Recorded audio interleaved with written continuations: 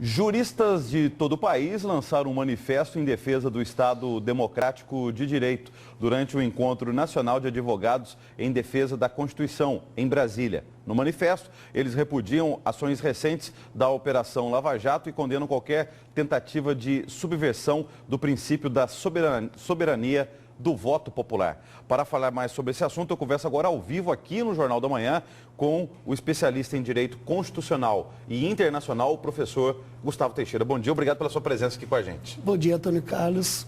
Muito obrigado pelo convite. Vamos lá, vamos conversar. E inicialmente eu queria que o senhor explicasse para a gente quando a gente fala Estado Democrático de Direito. O que vem a ser isso? O Estado Democrático de Direito é um dos avanços civilizatórios que nós temos aí, em especial a partir do século XVIII, que é a construção de um Estado comprometido com normas estabelecidas na Constituição que vão proteger direitos fundamentais do cidadão.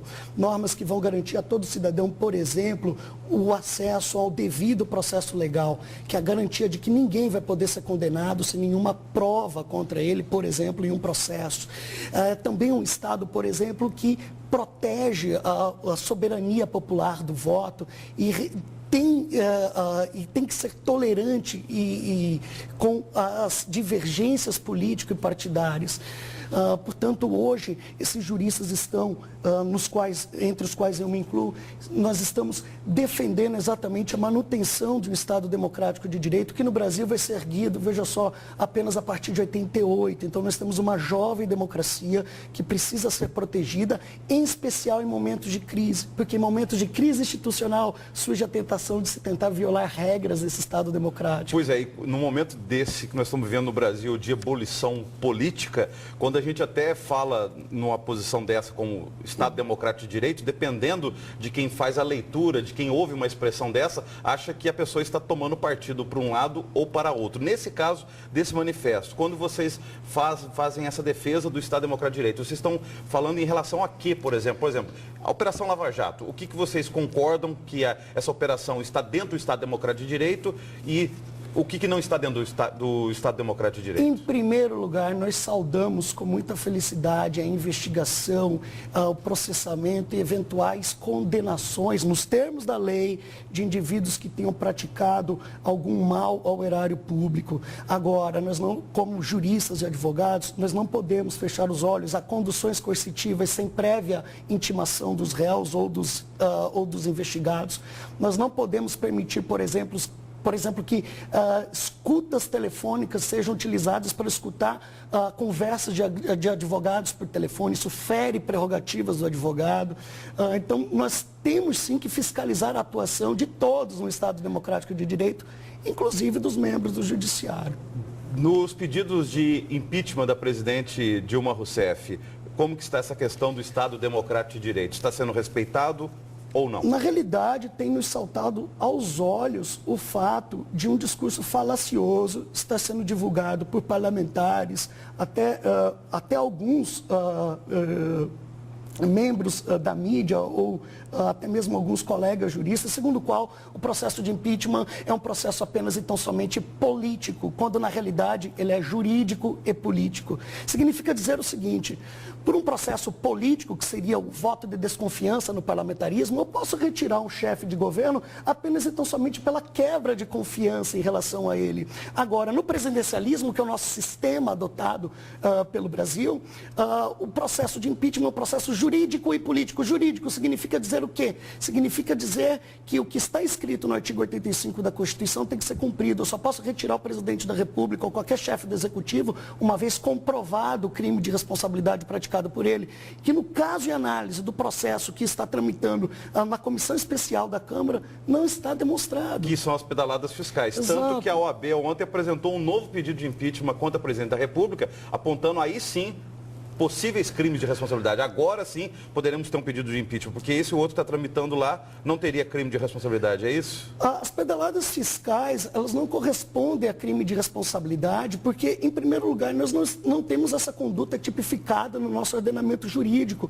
O que é chamado de pedalada fiscal nada mais é do que uma série de créditos adicionais liberados pelo Executivo, com autorização da Lei 13.199, aprovada pelo Congresso em 2015. Ora, como pode o Congresso punir a presidente da República por uma prática que foi autorizada pelo próprio Congresso? Isso é uma inversão de valores dentro do Estado Democrático de Direito. Outra situação que eu queria que o senhor analisasse dentro desse conceito de Estado Democrático de Direito. Essa comissão processante, formada lá na Câmara por deputados, para analisar o pedido de impeachment contra a presidente Dilma Rousseff. Esses membros, deputados membros, eles já têm que condená-la? Ou eles vão analisar as provas e pedir o impeachment dela ou absolvê-la? Eles têm esse direito de tender por um lado ou para o outro, ou eles, por fazerem parte dessa comissão processante, eles já têm que, não, olha, ela tem que ser impedida de continuar o mandato? A comissão processante tem um prazo muito pequeno, no mais tardar em 40 dias ela tem que apresentar um parecer técnico sobre o pedido de impeachment que foi aceito pelo presidente da Câmara. E aí esse parecer técnico pode ser apontando pela viabilidade ou não desse processo. Portanto, nós temos pouquíssimo tempo para produzir provas nesse processo. Até por isso, a comissão processante já declarou que não vai fazer mais nenhum aditamento a esse pedido, porque não há tempo hábil. Na realidade, o que está ocorrendo é que não foram colhidas provas contra a presidente da República e o processo se iniciou antes da coleta de provas. Ora, não é possível no Estado Democrático de Direito eu vir a processar alguém sem apresentar provas contra esse indivíduo. E pior, condenar essa pessoa para só depois procurar provas. Isso é do tempo da Santa Inquisição. A gente não pode admitir isso. Agora, então, se há abusos, quem que tem que fiscalizar esses abusos? Seria o Conselho Nacional de Justiça, o fiscal da lei, que é o Ministério Público, a própria sociedade, que é o controle social? Quem que teria que cuidar disso? Olha, um processo de impeachment sem crime de responsabilidade é uma violação à Constituição. O guardião da Constituição, em última instância, o Supremo Tribunal Federal. Não tenha dúvida, um processo de impeachment que contraria o que está previsto na Constituição deve ser objeto, sim, de análise do STF.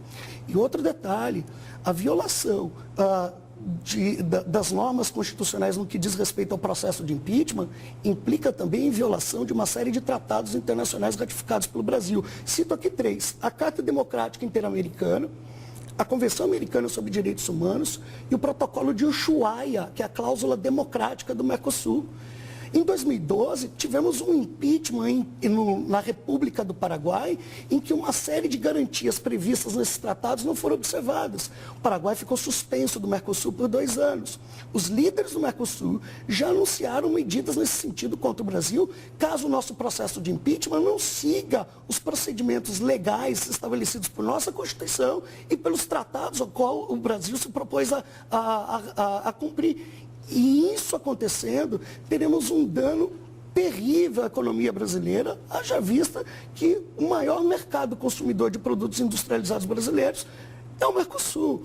Então, é um problema gravíssimo e para resolver esse problema, a solução é simples, é seguir o que está na Constituição e respeitarmos a democracia e o Estado Democrático de Direito. Muito obrigado pela sua entrevista e até uma próxima oportunidade. Antônio Carlos, me permita, hoje, às 17 horas, teremos na OAB de Mato Grosso a entrega do manifesto dos juristas matogrossenses, em que esses aspectos abordados nessa entrevista serão apresentados. Temos aqui um singelo logotipo para esse ato. Eu convido aqui advogados, estudantes, professores de direito, juristas em geral, que também estejam interessados na proteção desse Estado Democrático de Direito, que nos acompanhem hoje nessa entrega, nesse belo ato que ocorrerá na OAB Mato Grosso, hoje a partir das 17 horas. Muito obrigado, Antônio Carlos. Muito obrigado, telespectador. Até uma próxima. Até uma próxima.